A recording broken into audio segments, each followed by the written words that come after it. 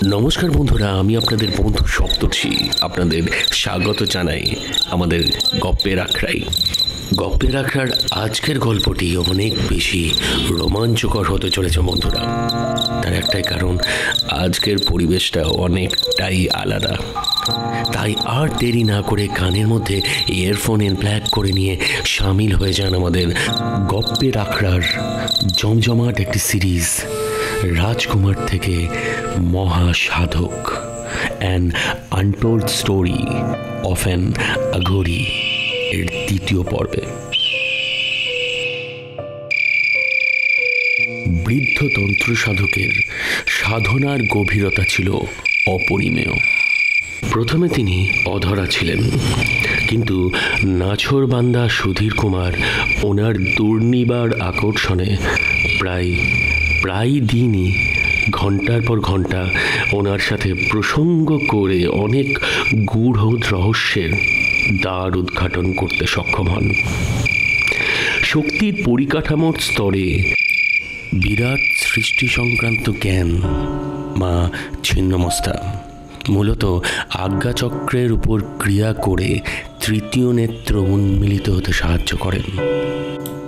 ফলে চারিদিকের প্রকৃত অবস্থাকে অনুধাবন করে পাপমুক্ত মনকে জন্মগত দ্বৈতবাদ ও অজ্ঞানতার অন্ধকার থেকে মুক্ত করা সম্ভব, ইহা বুঝেছিলেন সাধক সুধীর কুমার। তারপর একদিন সাধন সত্যের অনুসন্ধিৎসু সুধীর কুমার সাহস করে তার সেই গুরুদেবকে জিজ্ঞাসা করেই ফেললেন, মানে বলছি বাবা, যদি অনুমতি দেন একটা কথা জানতে, জিজ্ঞাসা করতে খুব ইচ্ছা করছে, করবো বাবা? কথাটি শুনে একটু দাবা দাবা আওয়াজেই বৃদ্ধ সন্ন্যাসী বললেন, বল মেরে বাচ্চা, তোর কি প্রশ্ন আছে বল, আজ তোর সব প্রশ্নের উত্তর দিয়ে দেবে। বল, তুই কি জানতে চাস, বল। কথাটি শুনে আনন্দে আটখানা সুধীর কুমার আর নিজেকে ধরে রাখতে পারলেন না। উনি জিজ্ঞাসা করেই ফেললেন, বাবা, আমাদের কুলকুণ্ডলিনীকে জাগ্রত করতে গেলে কি করতে হয় বাবা, যদি একটু বলেন? বৃদ্ধ সন্ন্যাসী কিছুক্ষণ মৌন রইলেন, তারপর বলতে শুরু করলেন, দেখ বেটা, তোকে একটা কথা বলে রাখি, বাইরের ঈশ্বরের, ভগবানের সাধন ভজন এই সমস্ত কিছু করা হয় ঠিকই, কিন্তু এগুলো সব অভ্যেস যোগের মধ্যে পড়ে, যা তোর মনকে ঈশ্বরমুখী করতে সাহায্য করবে। কিন্তু তুই সমস্ত কিছুর উত্তর যদি পেতে চাস, সেই শক্তি যদি অর্জন করতে চাস, তোকে তোর প্রাণায়াম শক্তিকে জাগাতে হবে। তোকে अंदर झांकना पड़ेगा बेटा, अंदर झांकना पड़ेगा। তোর প্রাণায়াম শক্তি তোর সুষুম্না নাড়ির মাধ্যমে তোর আত্মার প্রবাহকে মা ছিন্নমস্তার কৃপায় দুদানা বায়ুর মধ্যে দিয়ে অতি সূক্ষ্ম শক্তির কারণে আরোহণ করে কুণ্ডলিনী শক্তিতে মানব দেহের অস্তিত্বের গভীর রূপান্তর হয় বেটা।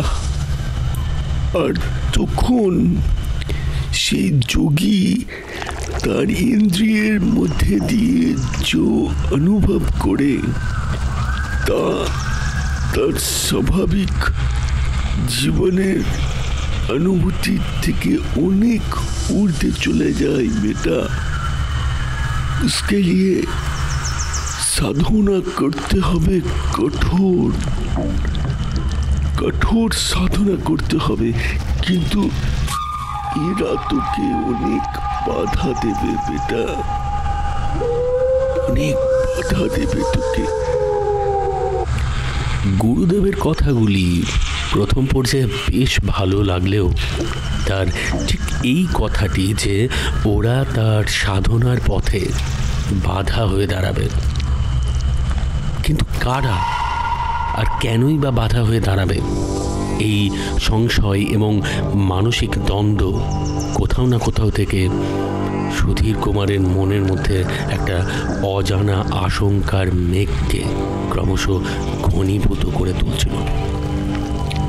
তাই এই সংশয় বাড়িদের রহস্যকে উন্মোচন করতে অত্যন্ত উদ্গ্রীব সুধীর কুমার অত্যন্ত বিনয়ী মনোভাব নিয়ে আর থাকতে না পেরে জিজ্ঞাসা করলেন তার গুরুদেবকে, বাবা বাবা কারা আমার আমার সাধন পন্থায় বাধা হয়ে দাঁড়াবে? ওরা ওরা কারা বাবা? বলুন না বাবা, বাবা বলুন, বাবা বলুন না। বৎসের কাতর প্রার্থনা শুনে গুরুদেব তাকে উত্তর দিলেন, বেটা শোন তাহলে, ওরা তোর আমার মতো आशे-पाशे घूरे बेड़ानो जंतु जानवर की तरह कोई पार्थिव जीव नय, कोनो पार्थिव जीव नय बेटा। ওরা হলো অপার্থিব জীব। ওদেরকে বোঝা বা দেখার জন্য এই মানব দেহ ধারণকারী সত্তা নেই যথেষ্ট,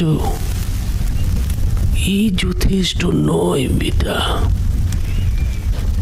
ওদেরকে তুই ঠিক বুঝে যাবি, তোর আশেপাশে অনুভব করবি। তুই যত তোর সাধনার মধ্যে লীন থাকবি, ওরা তোকে তুই बाधा सृष्टि करवे, क्योंकि वो लोग नहीं चाहते तुई साधनाएं सिद्धि लाभ कर।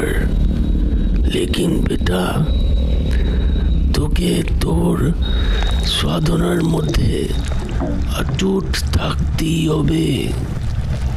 আমার आशीर्वाद, माँ चंडिके की आशीर्वाद तेरे साथ है बेटा। तू विजयी होबी होबी होबी होबी। গুরুদেবের প্রগাঢ় ও স্নেহ মিশ্রিত আশীর্বাদ বাণী শুনে সুধীর কুমারের আত্মবিশ্বাস তীব্রভাবে বেড়ে গেল। সুধীর কুমার সাধনায় সম্পূর্ণরূপে নিমজ্জিত হয়ে গেলেন।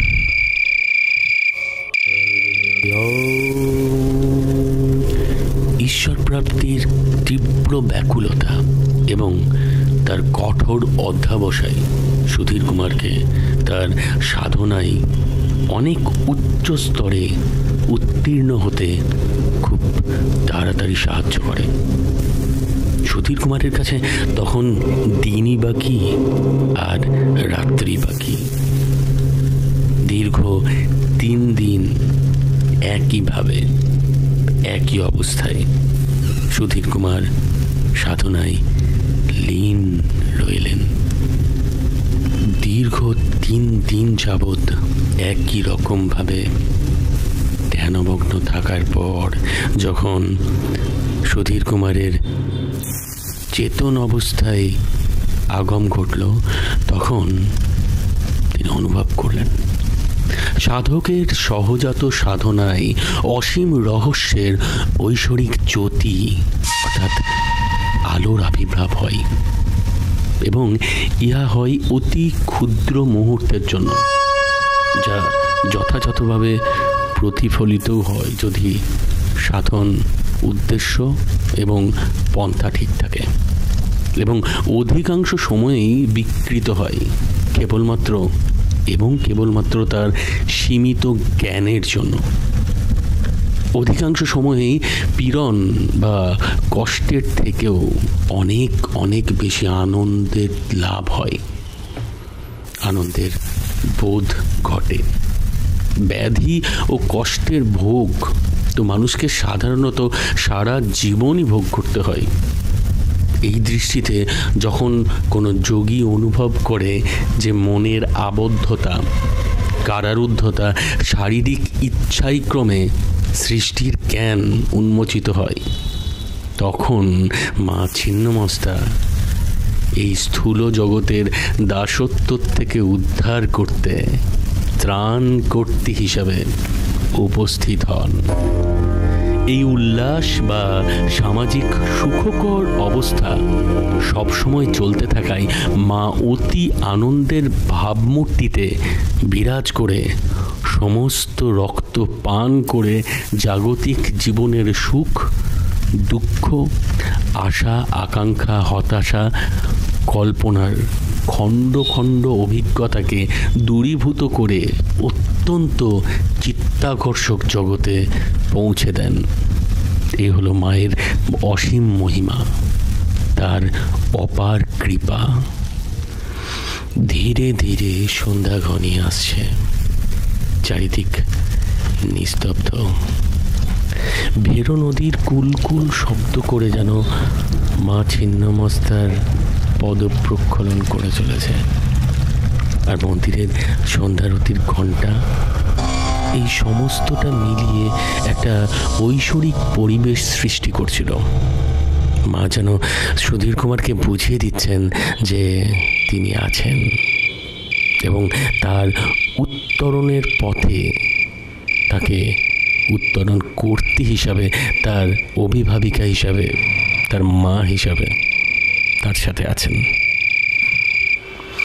এইভাবে বেশ কিছুক্ষণ কেটে গেল। এই রকম পরিবেশের মধ্যে অনেকক্ষণ বসে বসে অনুভব করতে করতে সুধীর কুমার কখন যেন একটা উন্মনা অবস্থায় পৌঁছে গেছেন। মনস্তত্ত্বের ভাষায় যাকে বলে কিনা কনশাসনেস। ধীরে ধীরে চারিদিক নিশ্চুপ হয়ে যাচ্ছে। এখন সুধীর কুমার যেন নিজের নিঃশ্বাসের শব্দটুকু নিজেই শুনতে পাচ্ছেন। মায়ের মন্দির চাতালে গিয়ে চুপ করে বসে রইলেন।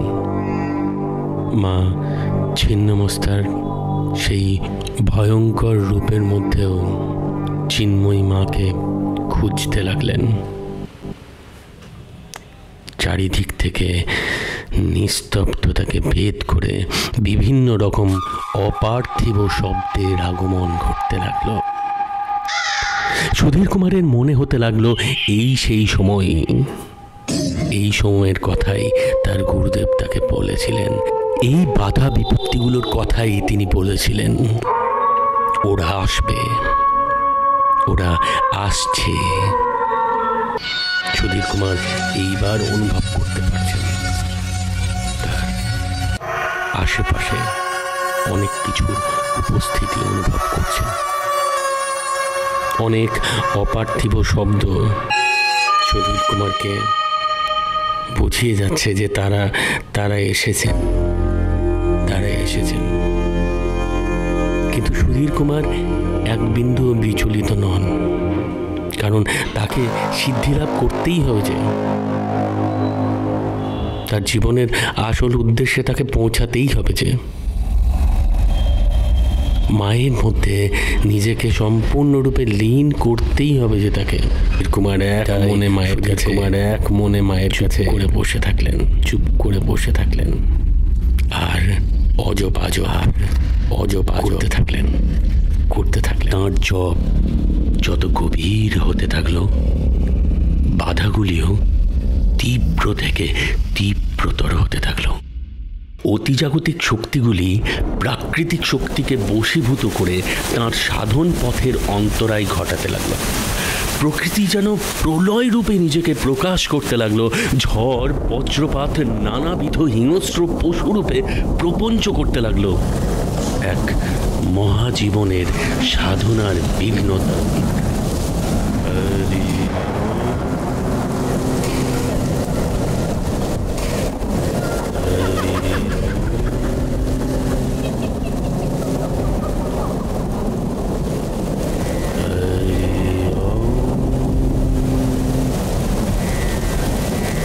সারা রাত ধরে ধ্বংসলীলা চালিয়েও অবশেষে প্রকৃতি এই মহাসাধকের সাধনার প্রতি একনিষ্ঠতার কাছে নত জানু হতে বাধ্য হল। কুহুনিশীথের বক্ষ বিদারণ করে যখন ললিত আভা দিগন্ত জুড়ে নবদিবসের বার্তা বহন করতে আগত প্রায় ঠিক সেই ব্রহ্ম মুহূর্তে হাড় হিম করা কম্পন সৃষ্টিকারী দৈববাণী ভেসে এলো। সুধীর কুমার, মা, এখানে তোমার সিদ্ধি নেই, তুমি বক্রেশ্বর চলে যাও।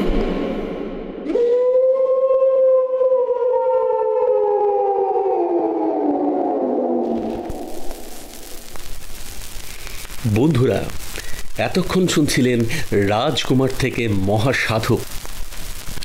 অবশ্যই জানাবেন কেমন লাগলো এবং কেমন লাগছে আমাদের উপস্থাপনা।